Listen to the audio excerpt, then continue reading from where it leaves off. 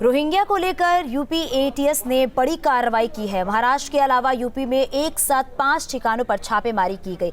ये छापेमारी खलीलाबाद, बस्ती, अलीगढ़ और संत कबीर नगर में की गई है। एटीएस टेरर फंडिंग को लेकर भी सबूत की तलाश कर रही है। संत कबीर नगर से 8 लोगों को हिरासत में लिया गया।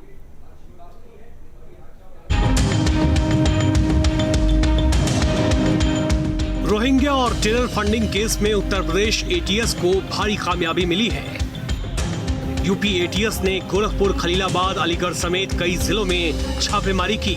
यूपी के विभिन्न जनपदों तथा अन्य प्रांतों में भी जांच पड़ताल की जा रही है, जिससे अभियुक्त के सहयोगियों का विवरण और साक्ष्य किए जा सके। अभियुक्त के द्वारा दी गई सूचना के आधार पर उत्तर प्रदेश के कई अन्य जनपदों में भी दबिश दी जा रही है तथा कई और संदिग्ध लोगों से पूछताछ की जा रही है। फर्जी पासपोर्ट मामले में शहर कोतवाली के मोतीनगर और मोहिनुद्दीनपुर से अब्दुल मन्नान समेत 4 लोगों को हिरासत में लिया। मेरे भाई को रात को एटीएस वाले या कौन विभाग रात से रूम से लेके चला गया है पकड़ के। वही पता नहीं चला है कौन से लोग ले गए हैं, कहाँ ले गए हैं। उसको पता करना है मुझे कि मैंने किस जुर्म में, क्या वजह है, क्यों लेके गए उनको।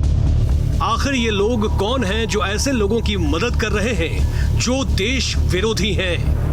उत्तर प्रदेश एटीएस की यह बहुत बड़ी उपलब्धि है और उन विरोधियों के चेहरे पर एक बड़ा तमाचा है जो सीए एनआरसी के माध्यम से, जब भारत सरकार और मोदी जी की सरकार इस प्रकार के घुसपैठियों को देश से बाहर करने की बात कर रही थी, तो वोट बैंक और तुष्टीकरण की राजनीति के चलते भारतीय जनता पार्टी के ये विपक्षी दल इसका विरोध कर रहे थे। सिर्फ उत्तर प्रदेश ही नहीं बल्कि यूपी एटीएस की एक टीम महाराष्ट्र में भी छापेमारी कर रही थी, जहां से कई संदिग्ध दस्तावेज मिलने की पुष्टि कर दी गई है। Team news state. UP ATS को बड़ी सफलता हाथ लगी। एटीएस ने एक रोहिंग्या को गिरफ्तार किया है जिसमें बांग्लादेश के रास्ते भारत में 2001 में एंट्री की थी और 1 साल मुंबई गुजारने के बाद उत्तर प्रदेश में आ गया था।